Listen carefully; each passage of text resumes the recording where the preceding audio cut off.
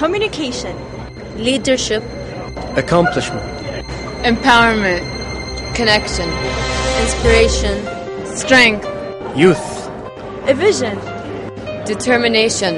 Welcome to New Mexico and the National Youth Leadership Conference. As the Middle Eastern region develops, we enter an era of leadership and growth. And as it advances, so does its leaders, and so does its youth, and so does the need for corporate social responsibility to be practiced.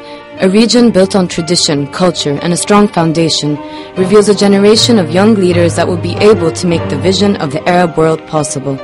It is a visualization of empowerment, strength, and an unrelenting future, and one which lies in the hearts and souls of each and every individual. Together, Jsoor Arabia, a leadership and consultancy center based in Kuwait, and the Education Development Center, a non-profit organization based in the United States, brought together a panel to speak at the National Learning Service Conference. Held in Albuquerque, New Mexico, it is the 18th conference of its kind with the theme Beyond Borders, Beyond Boundaries. It was the first time this conference included an Arab panel. The conference provided an opportunity to engage in service learning, community service, and civic service activities that can be methods in many cultures to be tools for nurturing peace. The conference hosts over 3,000 individuals from all parts of the world. The sponsors of this program, who each sponsored one leader to speak on the panel, are from Kuwait: Ali Al Ghanem and Sons Automotive, Global Investment House, Kuwait Foundation for the Advancement of Sciences, National Industries Group Holding, and from the United Arab Emirates, our sole sponsor is Aramex, sponsoring 2 leaders. Their dedication to corporate social responsibility is what made this panel possible and is what distinguishes the sponsors as leaders in their region. These leaders engaged in a series of workshops and pre-conference sessions which provide an opportunity to make audio-visual presentations about their own involvements in their countries. It helped them address the needs and perspectives of youth in the Arab cultures and share their own perceptions of the American culture. Post 9/11 has created many prejudices and fears about the Arab cultures. Through this Arab panel, these leaders have provided opportunities to challenge their personal limitations and stretch the vision of the Arab world, as well as show the American audience corporate social responsibility involvements in their countries. The panel struck a chord in the service learning community and created a clear image of the perception of the Arab world. Thank you very much for coming today. And without these sponsors, without EDC and the partnership and the leaders, this wouldn't have been possible. Let me tell you a little bit about Kuwait. It's at the northwestern corner of the Persian Gulf, neighboring Iraq and Saudi Arabia. It's a small country, just about the size, a little bit smaller than New Jersey. Also in service learning, I've been given the chance to acquire more organizational and leadership skills by leading all these 3,000 students and also organizing all these events that I've talked about. And also in leadership, we've been able to take a leading position and proactive stance on the national level in Kuwait, as I said, in reform movements. And as well, we've been able to acquire some skills in fundraising, which we hope we can apply in community service back home when we graduate. I would like to talk about civil service and democracy. In my point of view, a talk about civil service in essence is a speech about democracy.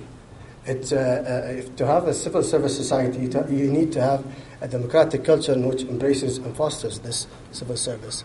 So my theme of the presentation today would be, as the presentation says, the new cyber culture is a growing trend in the Arab world and is affecting democracy and civil service. Cyber leadership and the Arab world. In general, the Arab world, social and political youth have utilized the blogosphere, and to be specific, YouTube now, but more the blogosphere, to actually affect and lead the way for change. I'll give you a brief history of the women's rights movement. In 1999, there was a presidential decree that to grant women's rights in Kuwait. Unfortunately, it was rejected by the members of parliament as the majority of votes were against it. We were surprised to see thousands of people waited since dawn outside the parliament, and then as the doors opened, thousands of people walked into the session, and we waited eagerly to know what was going to happen next. By 5:50 p.m., we the ones that were at the parliament and the ones outside knew that the women were given the right to vote in Kuwait. What we did was in 10 days...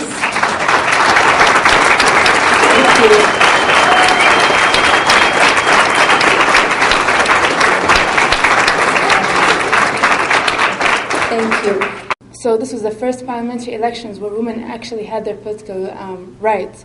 My main goal as a committee leader was to engage as many young women as I could in the political movement in Kuwait and to get them more active.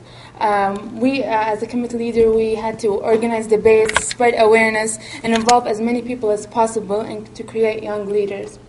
Another challenge was that community service and service learning are just recently getting more popular in Kuwait. They've always been there, but there wasn't very popular. People weren't as involved as they are right now. We are trying to educate women about the political movement in Kuwait and how to practice their rights. A quick snapshot on the Emirates. We are located in the Arabian Peninsula. We are actually very close to Kuwait as well. And we are roughly the size of Maine, with a population of about 4 million people. As well as the government liaison on a project to combat human trafficking. But that was primarily with the United Nations Office for Drugs and Crime out of Vienna. And because I'm the trade commissioner at the embassy, I had to bring in some trade numbers for you. Before coming to New Mexico, I was curious to see what kind of exports this state actually sends to the UAE. And I know that this audience is not all from New Mexico, but the overall US trade with the Emirates has grown by 35%. And in particular, the state of New Mexico for about 41%.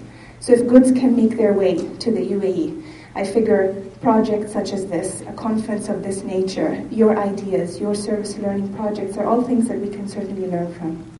My leadership in the UAE, I'm airing a show that talks about teenagers' issues and problems in the UAE.